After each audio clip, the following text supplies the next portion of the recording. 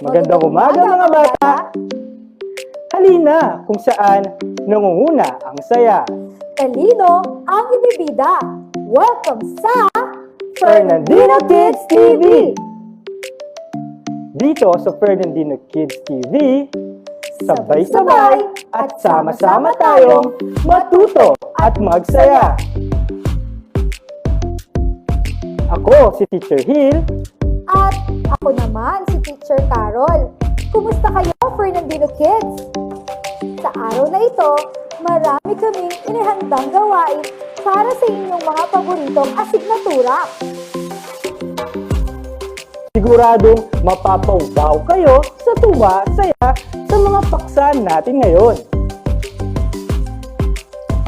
Grade 1, Week 1, Day 4. Edukasyon sa pagpapakatao.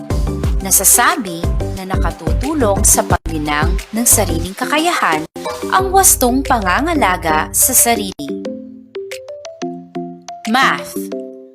The learner visualizes and represents numbers from 0 to 100 using a variety of materials. Number words. Siyempre, sasamahan tayo ng mga piling guro mula sa Division Fernando. Ano pang hinihintay nyo, kids? Umupo ng maayos, mag-ready ng lapis at papel, at magsisimula na tayo sa ating episode. Oh, bakit panay buntong hininga ka? May problema ba? Hindi ba tinuruan mo akong magbilang mula 1 hanggang 20?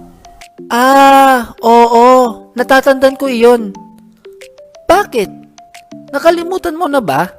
Nagkakamali ka, Kuya Dino. Hindi ko nakalimutan. Nagagamit ko nga ang pagbibilang lalo na kapag inuutusan ako ni nanay dahil binibilang ko ang mga binibili ko. Ayun naman pala, anong pinoproblema mo? Noon kasi sasabihin lang ni nanay ang mga bibilhin ko. Pero ngayon ay may iniwan siyang sulat para sa mga bibilhin ko sa tindahan ni Aling Wilma. Maaari ko bang tingnan ito? Mga bibilhin. Piraso. Face mask. 4. Sabon. 3. Alcohol. 2. Vitamin C. 5. Face shield. 1. Ito pala ang tinutukoy mo. Mga salita at simbolo ito ng bilang. Gusto mo bang turuan kita? Sige, Kuya Dino. Turuan mo ako para alam ko ang gagawin ko. Itong mga nasa kaliwang hanay ang mga gamit na bibilhin mo. Dito naman, na nasa kanang hanay, ay nakalagay kung ilang bilang ang bibilhin mo. Bago pala kita turuan, bilhin na muna natin ito kay Aling Wilma. Baka kasi magsara na sila. Kuya Dino, tingnan natin yung binili ko kung tama. Itong face mask, ang nakalagay ay 4. Bilangin natin ito. 1, 2, 3, 4. Tama ang ibigay sa atin. Sa sabon naman, dapat may 3. O, ikaw naman magbilang. 1, 2, 3. Tama siya, Kuya Dino. Ano naman ang nakalagay sa susunod na binili natin? Yung alcohol ay 2. 1, 2. Yung vitamin C naman ay may 5. Bilangin mo naman kung tama ang naibigay sa atin. 1, 2, 3, 4, 5. Tama lahat! Ang galing! Pero, teka, parang may kulang. Nasaan ang face shield? Wala akong makitang face shield dito. Hala, baka nawala ko na. Magagalit si nanay nito. Pero teka, may isinulat ata si Aling Wilma. Ano yan? Oo nga no. 0 ang isinulat niya. Ibig sabihin wala. Wala? Oo. Walang may bibigay si Aling Wilma. Wala na siguro siyang may bibigay na face shield dahil naubos na siguro. Buti na lang isinulat niya yan. Akala ko na wala ko na at saka para malaman ni nanay na naubusan na siya ng face shield. 0 na. Wala nang maibibigay sa atin. May simbolo rin ba ito? Oo, Nan. Meron. Itong 0, ito ang isusulat mo. 0. Kapag isa naman ay ito. 1. Tapos, sa dalawa naman ay ito. 2. Tatlo naman ay 3. Kapag 4 naman, 4. At sa 5 ay 5. Marami pa yan. Tuturuan kita hanggang 20. Wow! Talaga? Maraming salamat, Kuya Dino, sa pagtuturo sa akin ng mga salita at simbolo para sa pagbibilang. Walang anuman, Nan. Basta, lagi lang ako nandito para tulungan ka. Ako si Teacher Diza mula sa Pampanga High School. Fernandino Kids, nalaman na ni Nan ang simbolo, salita na ginagamit sa pagbibilang ng numero mula 0 hanggang 20. Alam ko din na gusto ninyong malaman ang mga ito. Ano pa bang hinihintay natin? Tayo nang magsimula. 1, 2, 3, 4, 5, 6, 7, 8,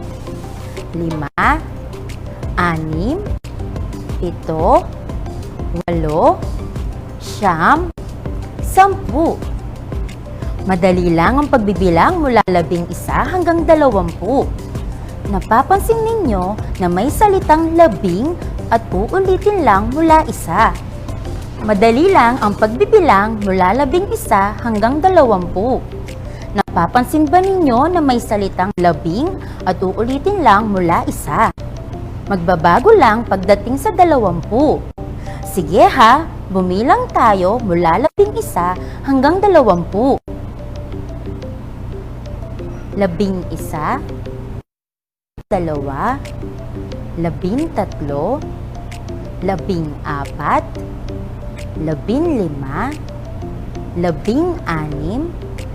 16, 17, 18, 19,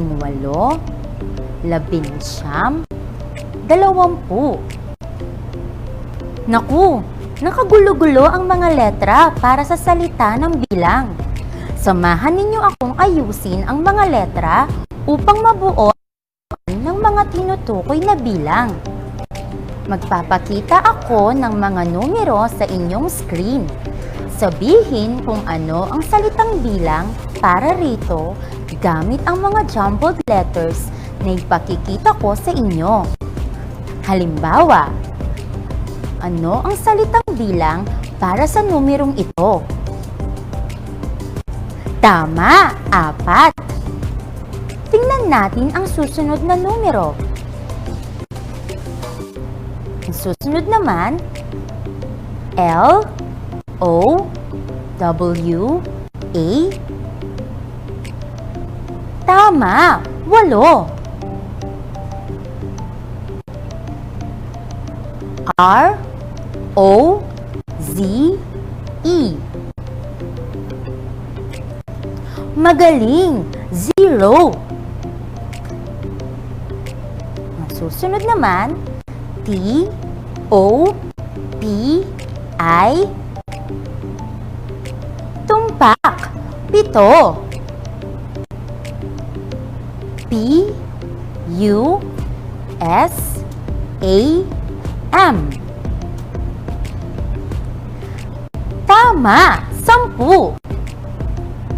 Ang susunod naman, A, S, I.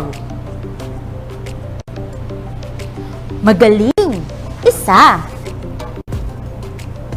M, A, L, I. Tama, 5. L, O, T, A, T. Mahusay, 3. M, A, Y-I-S. Siyam. N-I-M-A. Magaling! Anim. D-W-A-A-L-A.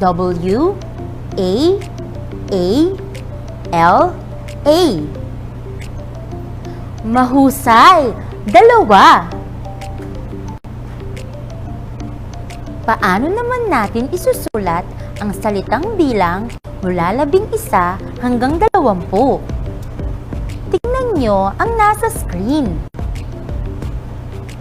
11, 12, 13,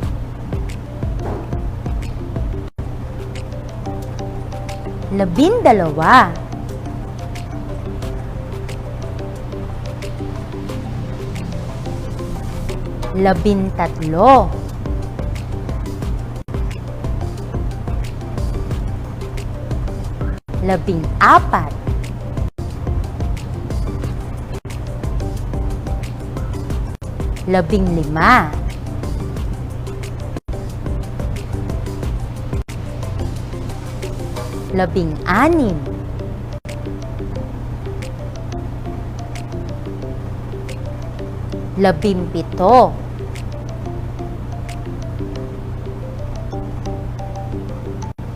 18,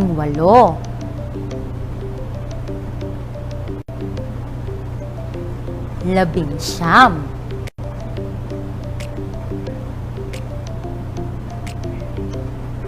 20.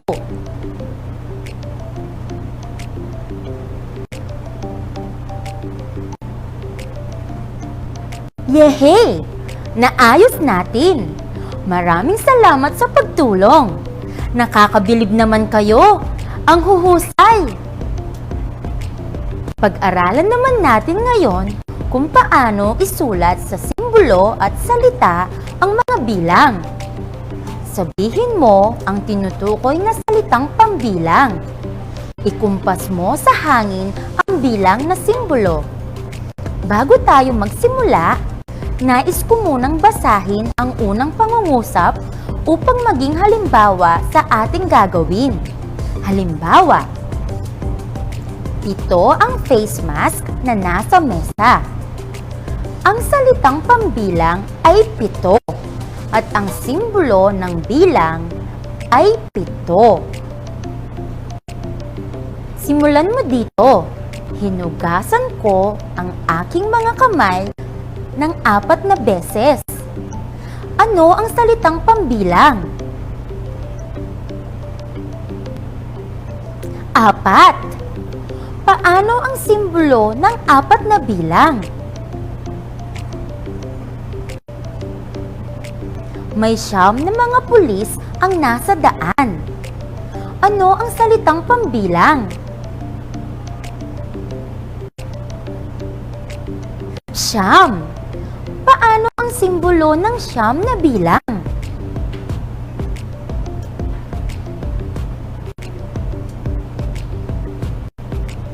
Tatlo ang tuyong panyo na nasa loob ng bag ni Martha. Ano ang salitang pambilang? 3. Paano ang simbolo ng 3 na bilang?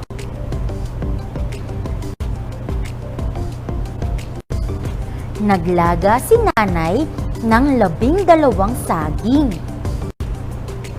Ano ang salitang pambilang?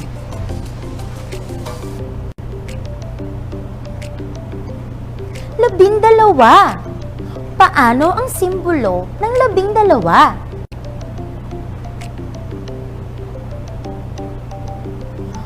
10 sa mga frontliners ang ngayon ay nasa piling na ng kanilang pamilya. Ano ang salitang pambilang?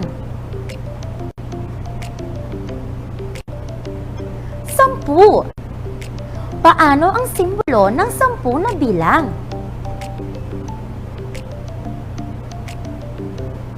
15 ang ospital na ginamit para gamutin ang mga pasyenteng may COVID. Ano ang salitang pambilang?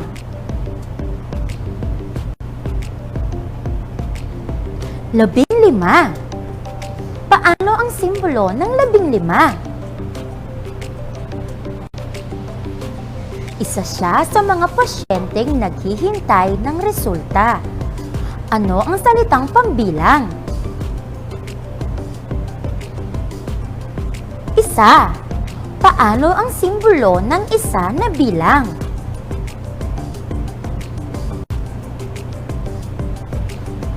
Ang probinsya ng Batanes ay wala pang kaso ng COVID. Ano ang salitang bilang?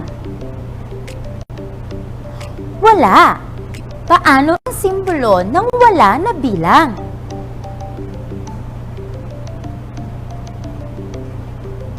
Wow! Ang galing! Nakuha ninyo ang gawain at naikumpas ninyo ng maayos ang bawat simbolo ng bilang.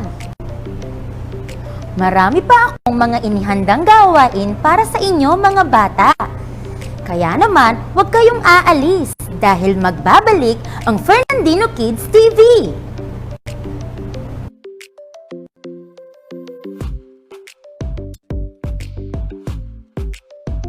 Ang programang ito ay hatid sa inyo ng City Government of San Fernando, DepEd Division of Schools of San Fernando, at CLTV 36.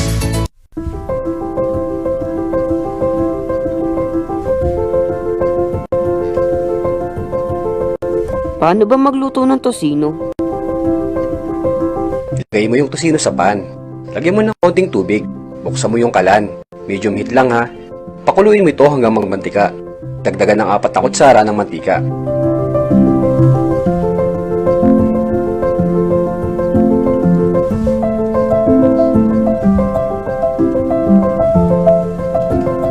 Pa, tama po ba pagkakaluto ko?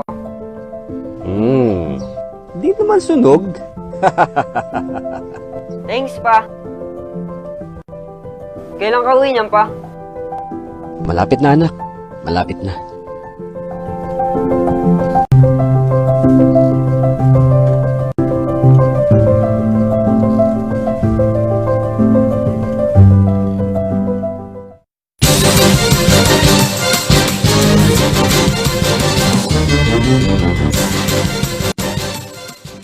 Maaliwalas ang muka at gumiginhawa na raw ang pakiramdam ni Aling Nenita Napaw, residente ng Santa Rosario, Mexico, Pampanga, nang aming maabutan sa Mexico Hemodialysis Center.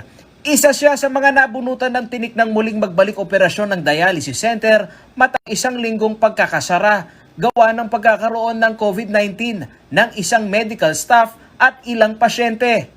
Habang nakasulpak ang tubo sa ugat ni Aling Nenita, ay pabulong niyang binanggit sa news team ang kanyang pasasalamat sa mga nag-aasikasong frontliner.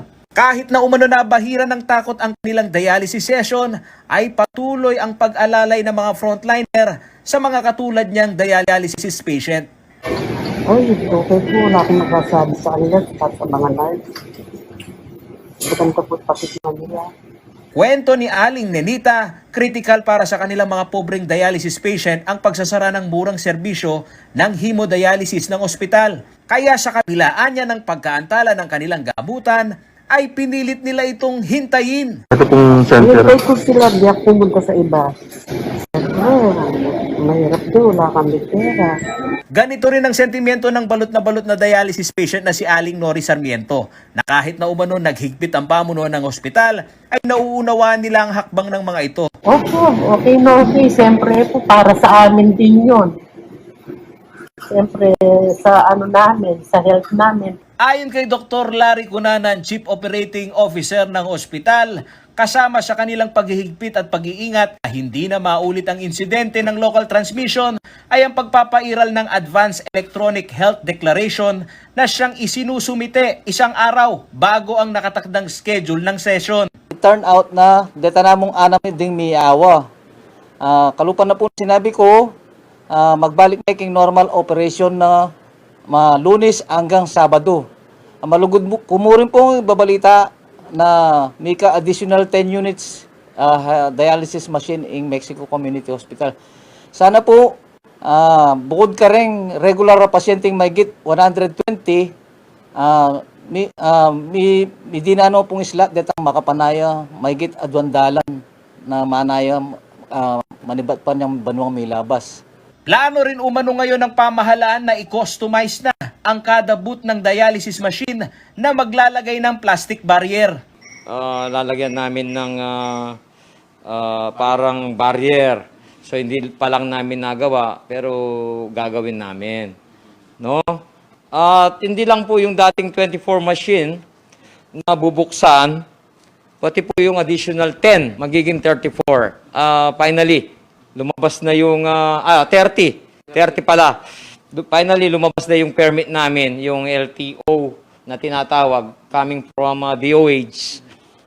I-ooperate na rin, so magiging 30. Sa pag-usisa naman ng news team sa kalagayan ng mga frontliner, ayon kay Dr. Joy Malyari de Lara, mataas naman umano ang moral ng mga ito habang hiling lamang nila ay magkaroon sila ng dagdag na allowance at ma-irregular ang mga medical frontliner na umaakto sa kanilang trabaho.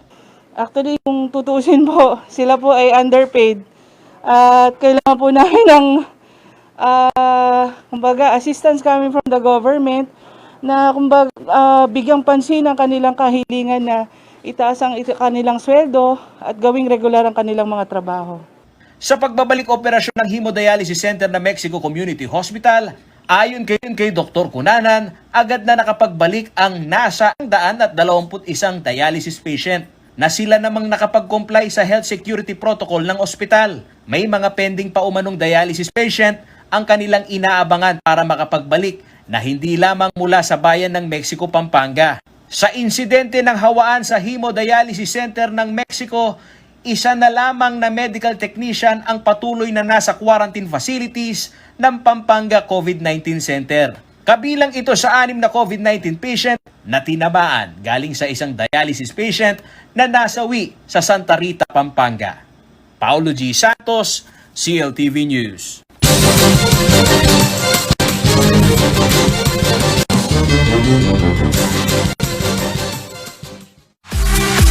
Ang programang ito ay hatid sa inyo ng McKinney Food Corporation.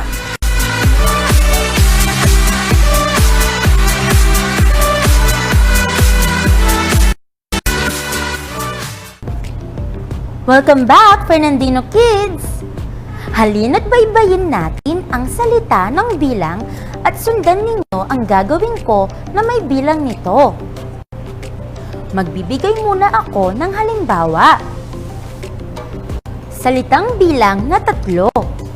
T-A-T-L-O.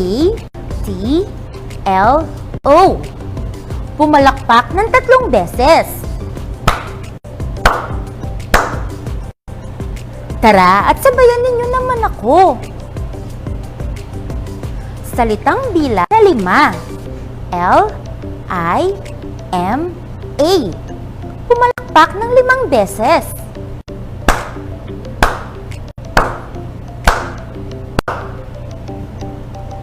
Salitang bilang na 2. D-A-L-A-W-A.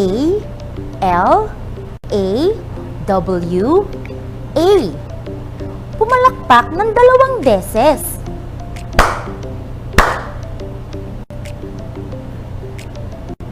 Salitang bilang na 4. A-P-A-T. Pumalakpak ng 4 na beses.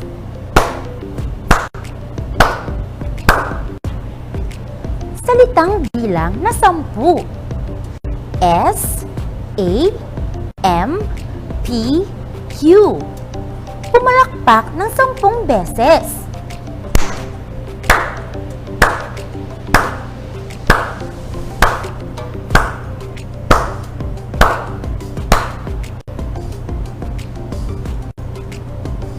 Salitang bilang na 6. A-N-I-M. Pumalakpak ng 6 na beses.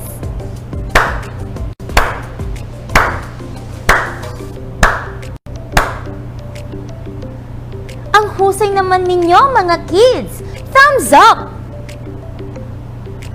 Bilangin natin ang mga nasa larawan. Piliin natin ang tamang bilang at salitang pambilang nito. Isa-isahin natin ang mga larawan sa bawat bilang. Ano ang larawan na nakikita ninyo sa number 1? Tama! Ang larawan ay batang naghuhugas ng kamay. Ilang larawan ang nakikita ninyo? Bilangin natin ha. 1, 2. Dalawang larawan ng batang naghuhugas ng kamay. Kaya't bibilugan natin ang titik C para sa simbolo ng bilang at salitang pambilang na 2. Advice ko sa inyo mga bata, ugaliing maghugas ng kamay tulad ng batang nasa larawan. Punta naman tayo sa number 2. Ano ang larawan na nakikita ninyo? May batang kumakain ng gulay. Ilan ang larawan na nakikita ninyo? Bilangin natin. 1, 2, 3, 4. 4 na larawan ng batang kumakain ng gulay. Alin kaya sa pagpipilian ang tamang sagot? Ang tamang sagot ay titik B. 4. Bilugan natin. Sa number 3, ano ang nakikita ninyong larawan? Tama kayo ulit mga bata. Larawan ito ng batang may suot ng face mask. Bilangin natin kung ilan ang larawan ng batang nakasuot ng face mask. 1, 2, 3, 4, 5. 5 larawan. O, subukan nga ninyong bilugan ang tamang sagot. Bibilugan ko ngayon ang tamang sagot. Titik A. Ganon din ba ang inyong sagot? Punta naman tayo sa number 4. Ano ang mga ito? Ito ay mga larawan ng nurse. Bilangin natin kung ilan ang larawan ng nurse sa number 4. 1, 2, 3, 4, 5, 6,